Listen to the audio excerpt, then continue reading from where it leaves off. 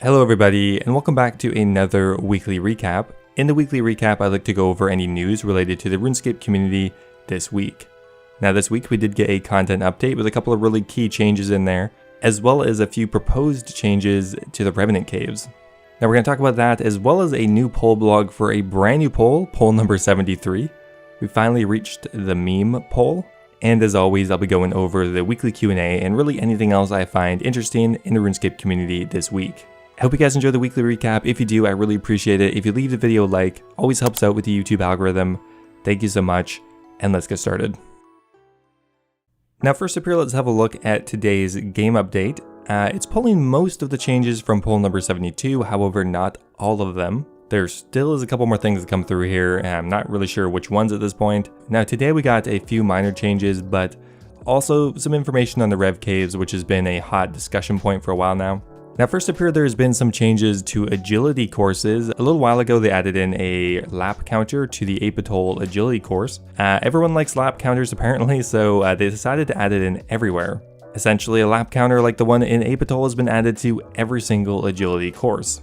Now if you go to Grace in the Rogue's Den, you can also check to see how many laps you've done at all of the courses, and you can toggle the messages on and off. This is not a retroactive change, so if you've done a bunch of laps somewhere, it will not be counted. Now next up here, they've added in a new shortcut to Gu Tanoth, which is the Ogre City. It has an agility requirement of 71, as well as you need to complete the Watchtower quest. Now there's another quality of life change to the coal bag today. An empty coal bag can now be filled directly from the bank, however empty will still remain the default option. And the final change is actually to the seaweed spore. Now for a long time you had to run around in the underwater section to pick them up, but today they've been added actually to the Master Farmer's drop table. This will make them a lot more widely accessible. Okay, so that is actually the end of the changes for today.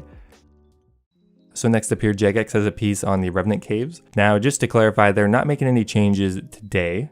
Now essentially the reason that they have not made a change yet is they want to gather more data, as they do want to try to change it or rejuvenate it instead of deleting it, because in general they prefer to rework content versus delete it. Now there's just a few things that I want to highlight here. Most likely this will be an integrity change. We'll be in touch a bit later, but content changes will be made without a poll as an unpolled integrity change, if that's what needs to be done. Now essentially they have kind of collected a couple of the more popular suggestions and they're giving their opinion on it. First up here we have roaming revenants. This is a very popular option and one that they're open to. However, they do feel like clans still could have a chance of locking down roaming revenants, as they could go to many of the hotspots and keep them on lockdown. But their main issue with this one is it would go against the entire idea of the Revenant Caves, which was to make a PvP hotspot. The second option here is remapping the Revenant Caves, like physically changing the map. Some people think that the confined nature of the Revenant Caves really gives the ability for clans to lock them down. If it was easier to escape or there was more entrances, maybe this wouldn't be such an issue.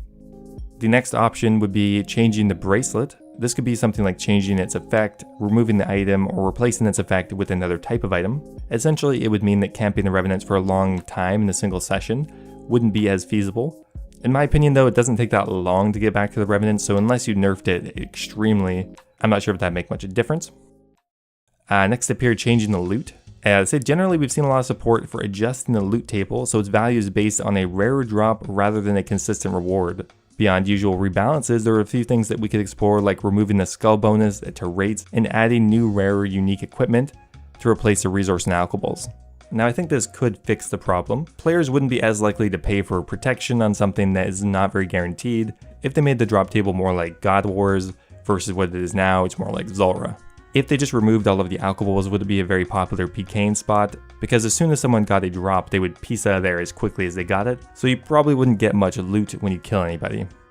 The next option is task-only Revenant Caves. While they're not definitely ruling this out, we don't believe that this would best solve the real issue at hand in a way that the other suggestions here have done.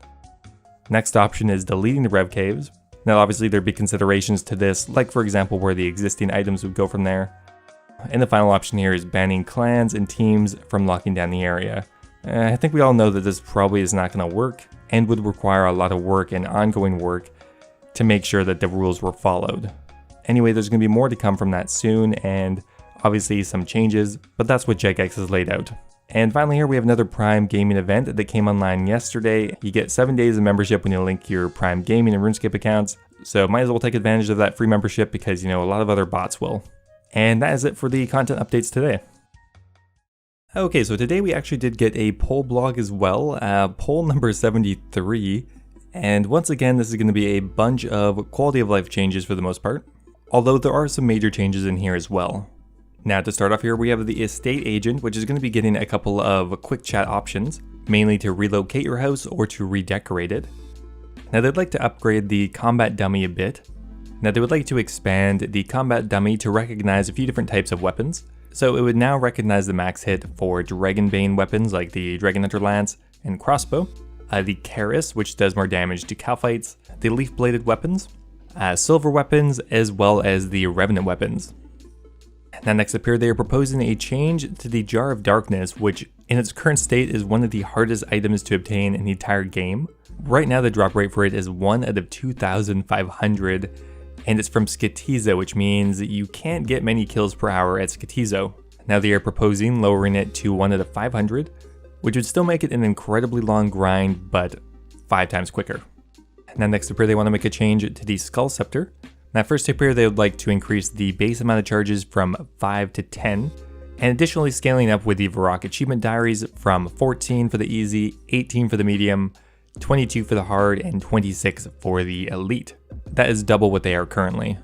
Now additionally, they would like to streamline the process of recharging it. For every Skull Scepter piece you have, you will now be able to grind it down. Doing so will grind it down into tradable skull chunks, which means anyone who doesn't want to go get them themselves can just buy them right on the Grand Exchange. I'm not sure if this is going to be free to play or not, but it will make the Skull Scepter a lot more usable. Okay, next up here we have a change to the Desert Achievement Diary. They'd like to lower the diary tier requirement to have a permanent rope at the entrance to Calphite Queen. It is currently in the elite tier, but they'd like to lower it to the hard. Now next up here we have a pretty interesting change to Slayer. Now currently, Slayer Masters have combat level requirements to them, which locks the content from some restricted accounts and pure accounts. Now they'd like to change it so that the perk of the Slayer Cape would allow you to get any task from any Slayer Master regardless of combat level. So if a pure account happened to have max ranged but was under 100 combat, if they got 99 Slayer, they would now be able to use Duradel, where previously they couldn't. Now next up here, they would like to add in the Beekeeper outfit, which would of course be added to the Beekeeper random event. Now regardless of this question passing or not, they do plan to rework this random to make it both usable on mobile and a more enjoyable activity overall. Now next up here, a couple changes to the Volcanic Mine. A very small change, they want to add in a countdown timer to the Volcanic Mine waiting room, as well as get rid of the point cap, which currently is 60,000. This would mean you wouldn't have to run to the store so frequently to spend the points, as there would be no cap. Okay, next up here, they mentioned fossils again. No word on whether we're ever going to get a fossil boss, but they are proposing the ability to offer a toggle option for fossils, so you'd no longer get them as a drop, which I guess would be kind of useful for some players who have already gained all of the XP lamps from it. But in a Reddit thread, ModSween also said that he's pretty confident that in 2021, they will be adding in some use for the fossils, so I mean, you might as well just keep stacking them up. Okay, next up here we have some PVM changes. First up to the Alchemical Hydra.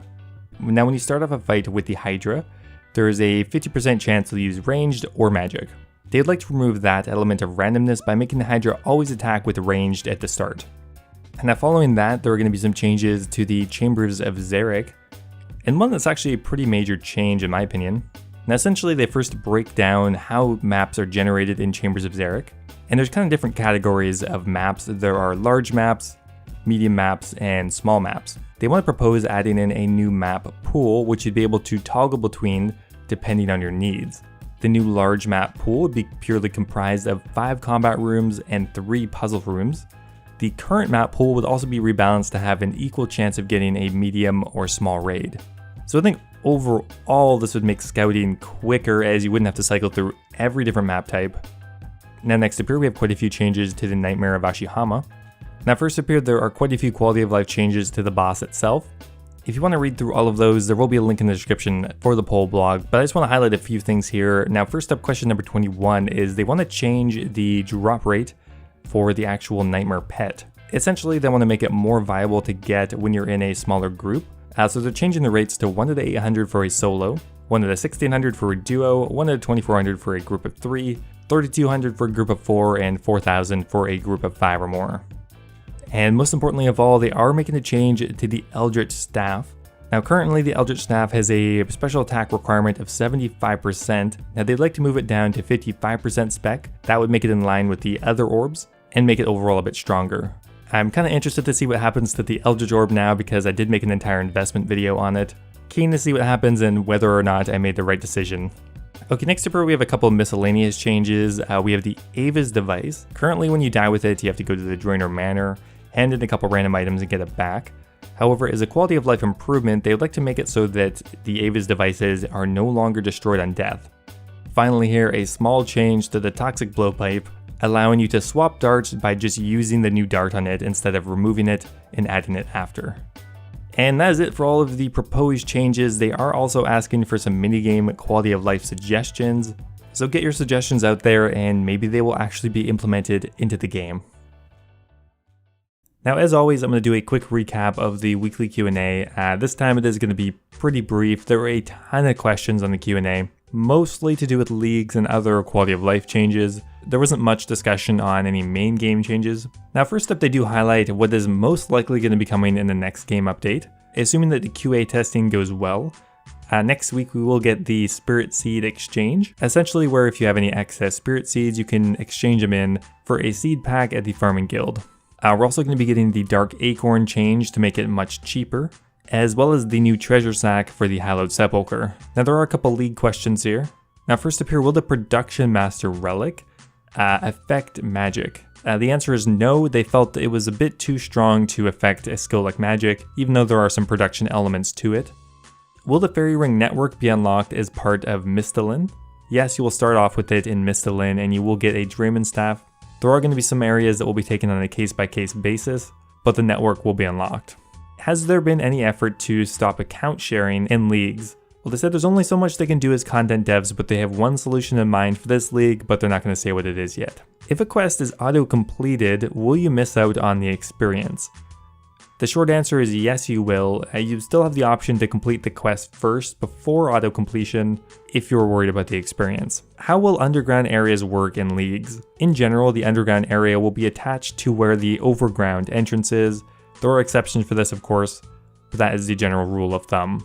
For Mahogany Homes, could we have it so that you can just left click to build the item because there's only one option? They could do that, but they do feel like it's a core part of the gameplay loop and something that distinguishes the skill from others. And finally here, is there more information on any of the other Korend House reworks? Now ModWest said the next one most likely on the table will be a Shazian House rework, but there are some work in progress designs for Lovakenge and Arceus.